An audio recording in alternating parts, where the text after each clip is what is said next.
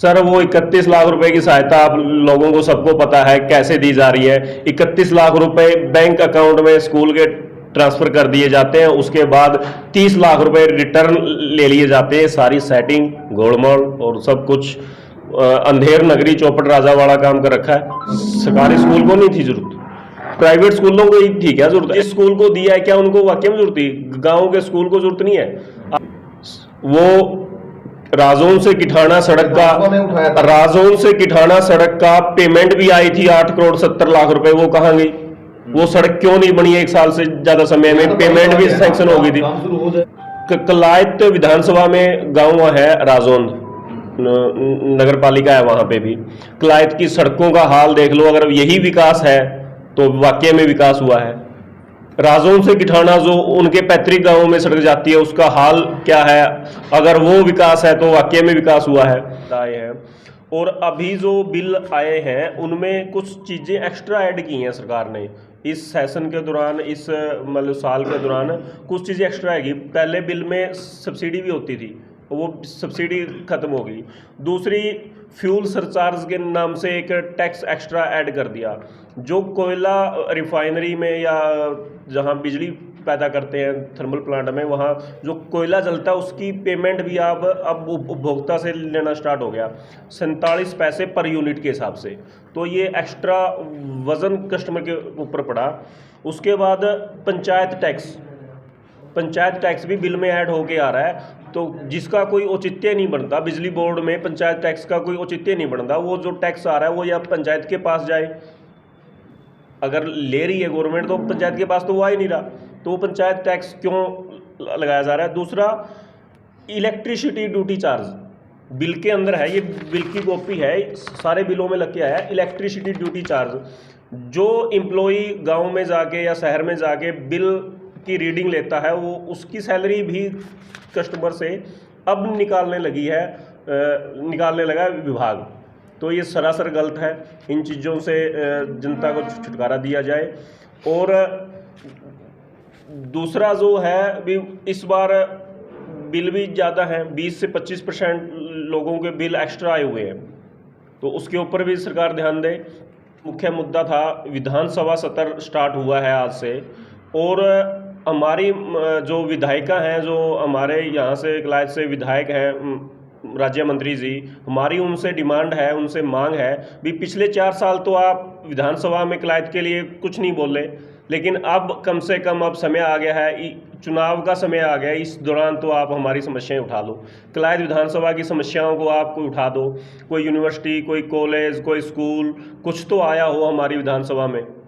तो अभी हाथ जोड़ के आप लोगों के माध्यम से मंत्री जी से हमारा एक आग्रह है भी कम से कम आखिरी समय में चुनावी दौर में तो कलायत की समस्याओं को विधानसभा में उठाएं।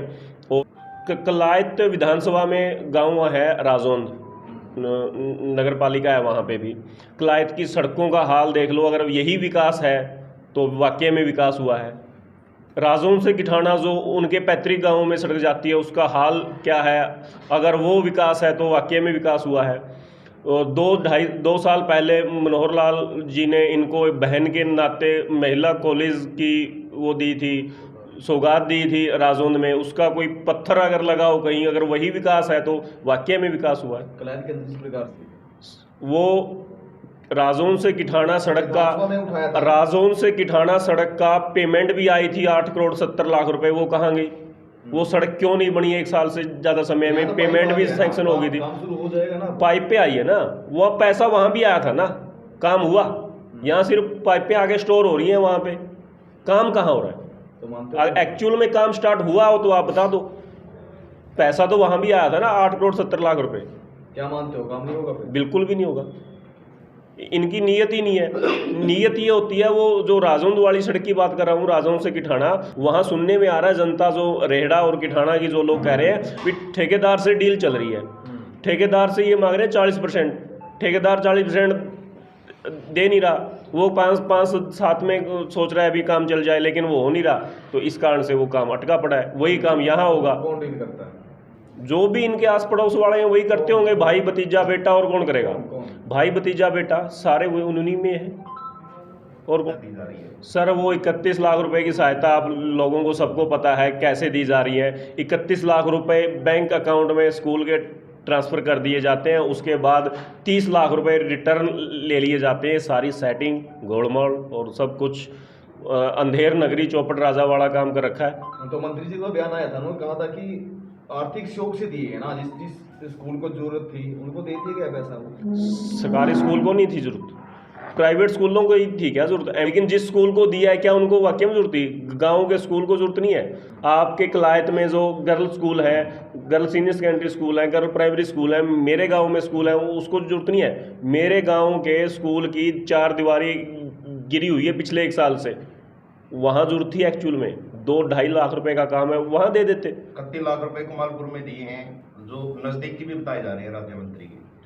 भाई वही तो बताया ना आपको, वहाँ सेटिंग वहाँ होती है जहाँ से कमीशन खोरी आती है। बाकी पैसा कहीं नहीं मिलता किसी को, जहाँ से कमीशन आता है वहीं जाता है। लेकिन जानकारी मिली है 8-10 स्कूलों में इन्होंने 31 लाख रुपए दिए हैं। अगर वो दिए हैं तो सिर्फ स्कूल से वापस लेने के लिए दिए हैं। 31 दिए हैं तो 30 इनके वापस भी आए हैं। कौन से स्कूल हैं सर?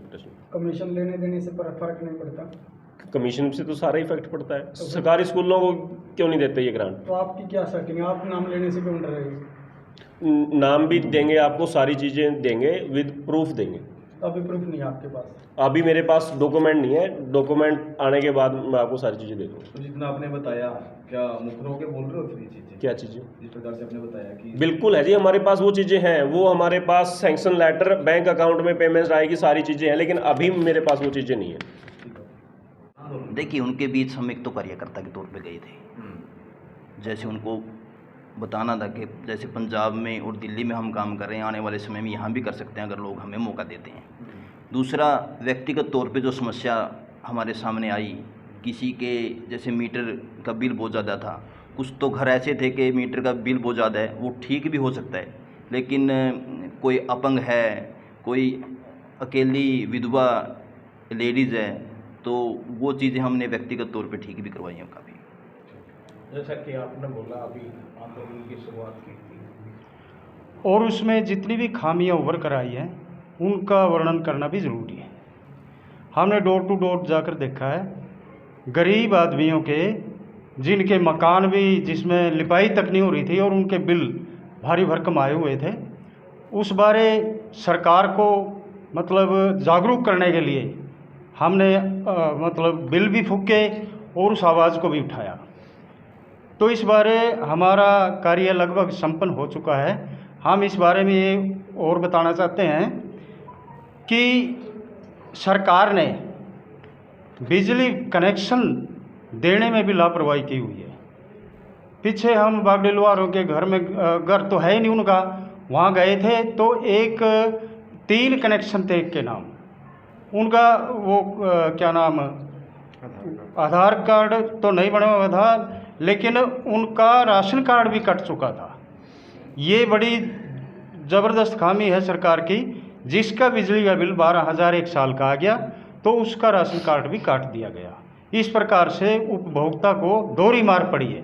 एक तो उसका राशन कार्ड कट गया और एक उसका बिजली का बिल भी ज़्यादा आ गया।